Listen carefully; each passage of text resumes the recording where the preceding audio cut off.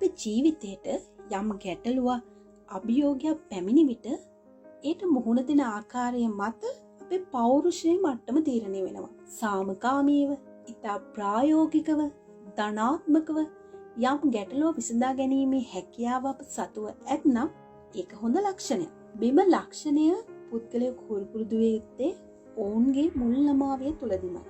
පුංචි දරුවෝ කියන්නේ බොහෝ දේවල් අනුකරණය ඉගෙන ගන්න පිරිසක්. දෙමව්පියෝ, පවුල, යහළුවෝ, පරිසරය මේ සියල්ල ඔවුන්ට ජීවිතය ඉගෙන ගන්න තියෙන හොඳම අත්දැකීම් සමූහයක්. අපි හිතමු දරුවා ජීවත් වෙන්නේ නිතර ගැටුම්කාරී සිදුවන, රණ්ඩු වෙන, ගහගන්න, බැනවදින පරිසරයක නම් දරුවෝ ප්‍රශ්න විසඳාගන්නේ අන්න ඒ විදිහට. මොකද වැඩිහිටියෝ ප්‍රශ්න විසඳන ආකාරය දිහා දරුවෝ බලන් ඉන්නවා. වැඩිහිටියෝ සාමකාමීව, බුද්ධිමත්ව, ඉවසීමෙන් ප්‍රශ්න විසඳ ගන්නවා නම් දරුවෝ අන්න ඒ ආකාරයට පුරුදු වෙනවා. එහෙමනම් සමාජ ගැටලු විසඳා ගැනීමේ කුසලතාවය කුඩා කාලේ සිටම ඉගෙන ගන්න එක හරිම වැදගත් කියන එක පැහැදිලි අපිට. මේ පුහුණු කළ යුතු අවශ්‍යම ගුණාංගය. සමහර වැඩිහිටියෝ බලන්න Tamanට ගැටලුවක් ප්‍රශ්නයක් වූ විට හැසිරෙන විදිහ හරිම කලාකාරී. ඒ අය පවුල තුල, ගම තුල, රැකියා ස්ථානයේ මේ සෑම ස්ථානයකම සාමකාමීව කටයුතු කරන්න බැරි පුද්ගලයන්. ඔබට බොහෝ උදාහරණ මතක් වේවි එවන් වූ පුද්ගලයන් පිළිබඳ.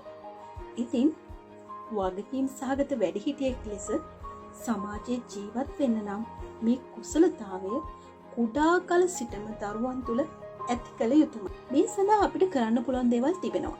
අපේ දරුවන්ට සම වයසේ හොඳ යහළුවොත් සමග සම්බන්ධතා ඇති කර ගැනීමේ වැදගත්කම වටහා දිය යුතුමයි. ඒදී බෙදා හදා ගැනීම, විධාන ප්‍රතික්ෂේප කිරීම, දරා ගැනීම, ඉවසීම මේ සියල්ල හොඳින් ඉගෙන ගන්න ඔවුන්ට අවස්ථාව ලැබෙනවා. දරුවන්ගේ වයසට ගැලපෙන ආකාරයට කුසලතා ඉගැන්වීමත් වැඩිහිටි අපේ වගකීමක්. හොඳ ඇහුම්කන් දීමේ පුද්ගලයෙක් කිරීම අවශ්‍යම දෙයක්. ඔවුන්ගේ ආවේගශීලී හැඟීම් වටහා ගැනීමට අපි උදව් කළ යුතුයි. ප්‍රචණ්ඩකාරී හා ප්‍රචණ්ඩකාරී නොවන ප්‍රතිඵල විවේචනාත්මකව ඇගීමට ඔවුන්ට අවස්ථාව ගොඩනගා දීමත් කළ යුතුයි. මේවට නිවස පෙර පාසල හොඳ තෝතැන්නක් කරගන්න පුළුවන්. එහිදී නාට්‍ය මගින්, ගීත වලින්, විවිධ ක්‍රියාකාරකම් වලින් මේ කුසලතා වර්ධනයට අවස්ථාව නිර්මාණය කරලා දෙන්නත් පුළුවන්. ඒ වගේම අපි මේ කුසලතා දරුවෝ තුළ සංවර්ධනය කළ යුත්තේ ඇයි යන්න හඳුනා ගැනීම වැදගත්. දරුවන්ට හැකියාවක් නැහැ ඔවුන්ගේ ආවේගශීලී හැසිරීම් පාලනයට. ඒ වගේම තමයි විකල්ප විසඳුම් හොයන්නත් ඔවුන් දන්නේ නැහැ. ඒ වගේම තමයි මේ දරුවෝ කියන්නේ කලාකාරී විසඳුම් වලට ඉක්මනින්ම යොමු වෙන පිරිසක්. ප්‍රශ්න විසඳා ගැනීමට අවශ්‍ය පරිදි වචන භාවිතා කරන්නට ඔවුන්ට හැකියාවක් නොමැතිවීමත් එක් හේතුවක්. අපි පුංචි උදාහරණයක් ගමු. පුංචි දරුවෙක් සෙල්ලම් බඩුවක් තව දරුවෙන්ගේ ඉල්ලන ස්වරූපේ. එය උදුරන්න උත්සාහ කරනවද?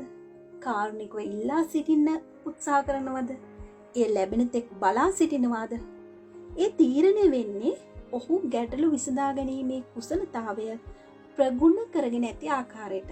මේ කුසලතාවය හොඳින් ප්‍රගුණ කළ දරුවේ ඉතා හොඳින් මේ අවස්ථාව කළමනාකරණය කරගන්නවා. නමුත් එසේ නොවන දරුවේ අනිවාර්යයෙන්ම කලහකාරී විසඳුමකට යනවා. දැන් ඔබට වැටහෙනවා ඇති මොකක්ද මේ ගැටලු විසඳා ගැනීමේ කුසලතාවය කියන්නේ කියලා.